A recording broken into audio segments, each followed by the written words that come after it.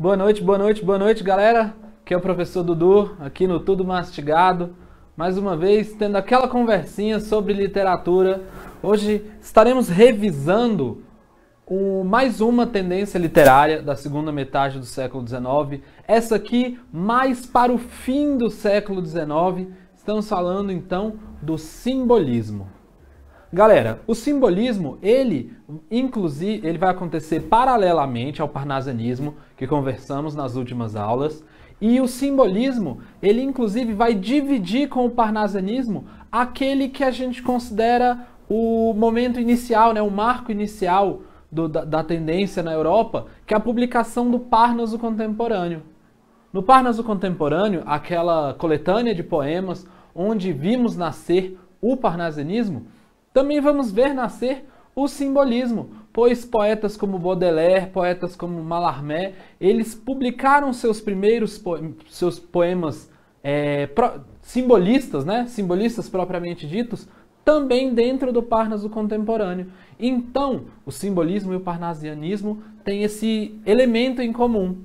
Então, a gente está falando de uma literatura do fim do século XIX.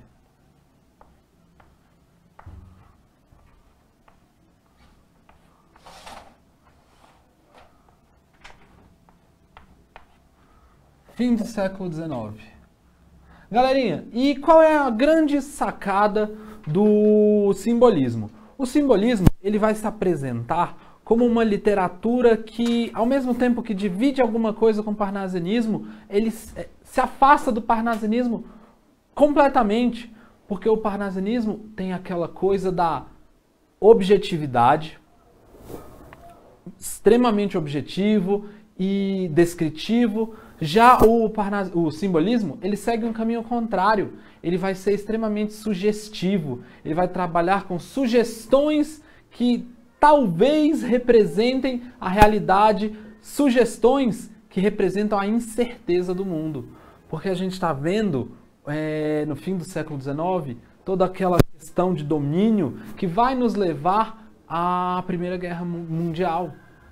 Então, temos uma literatura que marca um mundo rodeado por incertezas, um mundo marcado pela incerteza, o homem marcado pela incerteza. Além do que, é com o simbolismo que estaremos tratando bastante do ideal de críticas ao materialismo burguês. São as ideias centrais desse simbolismo, beleza?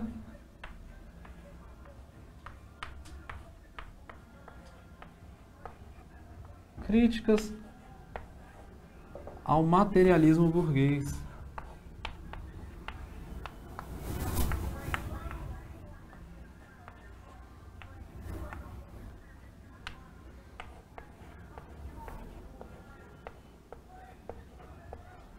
Essas críticas ao materialismo burguês é porque a gente está tentando trazer voz a algo que está acima de nós. A literatura simbolista, ela é extremamente sugestiva. A realidade não tem como ser objetificada, não tem como ser retratada perfeitamente. Nós trabalhamos com sugestões. A poesia simbolista vai trabalhar com sugestões, com símbolos, tentando retratar ao máximo a incerteza desse mundo que nos cerca. Então você vê que ela segue um caminho um tanto quanto diferente do caminho que seguiu o parnasianismo. Beleza? Mas então, como se constrói essa poesia simbolista? Vamos dar uma olhadinha em algumas características aqui, ó. Algumas características dessa literatura simbolista.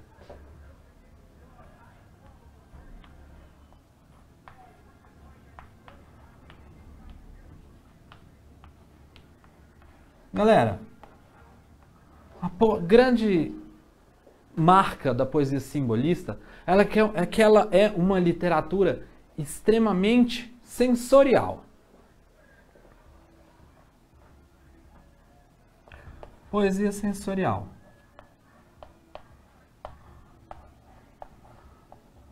A poesia simbolista é uma poesia que vai mexer com os seus sentidos. Ela vai trazer forte sonoridade, ela vai trazer muita referência a imagens, a cores, porque é uma literatura que costuma mexer com seus sentidos.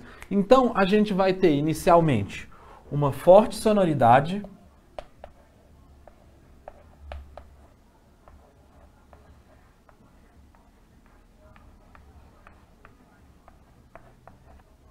uma sonoridade bem marcada, que acaba trazendo pra gente muitas repetições sonoras. Ela vai ser uma literatura fortemente musical.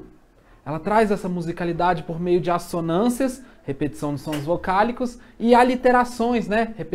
Repetições de sons consonantais. Como dizia o Cruz de Souza em um dos seus poemas, Violões que Choram, que tem um versinho que diz: vozes veladas, veludosas vozes volúpeas dos violões. Então você trabalha muito com essa coisa da repetição sonora. Mais que a repetição sonora, você traz referências a cores.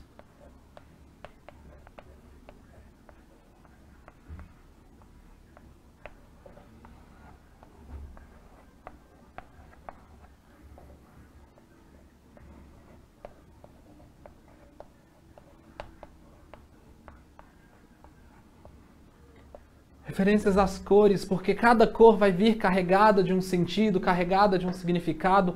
E esses sentidos que a poesia simbolista tenta afetar, nem sempre vai vir separadinho. Ela é uma literatura, ela é uma poesia que aparece com muitas referências sinestésicas, aquele ideal de mistura de sentidos. Ela costuma trazer muitos ideais sinestésicos, porque é uma literatura que mexe com você, uma literatura que foi feita para ser completamente sentida. Ela mexe com os seus sentidos, porque essa poesia simbolista, essa poesia que eu comentei com vocês, que ela vai contra o materialismo burguês, ela se coloca como uma poesia ritual.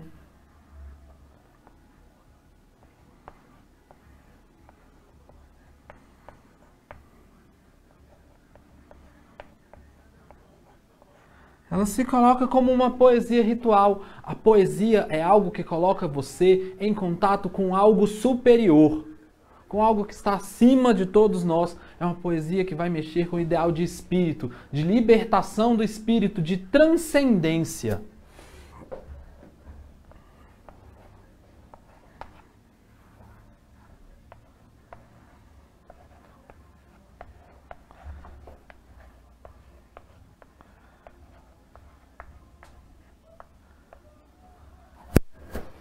E ela acaba se colocando também, mais uma característica dessa literatura, é que ela também vai trazer aquela valorização formal. Porque isso também mexe com seus sentidos. Também vai mexer com sua audição, com aquela métrica perfeita, mesmo com a visão, a você bater o olho em um poema e ver toda aquela perfeição formal. Então a gente percebe uma certa manutenção da forma parnasiana.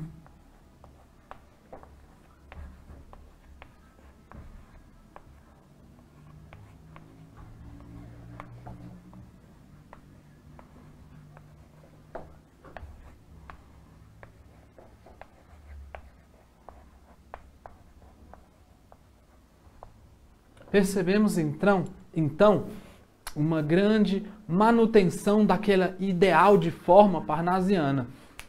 Mas, galera, é importante você ficar ligado em um grande detalhe aí em relação à forma simbolista e à forma parnasiana, que é o seguinte: na forma parnasiana, com todo aquele culto à forma, tínhamos como ideal, tínhamos como regra o ideal do soneto.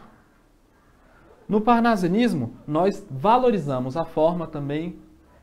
É uma maneira de deixar a sua poesia mais imagética, mais sonora, mas você não se apega como regra, né? Como uma regra, ao soneto.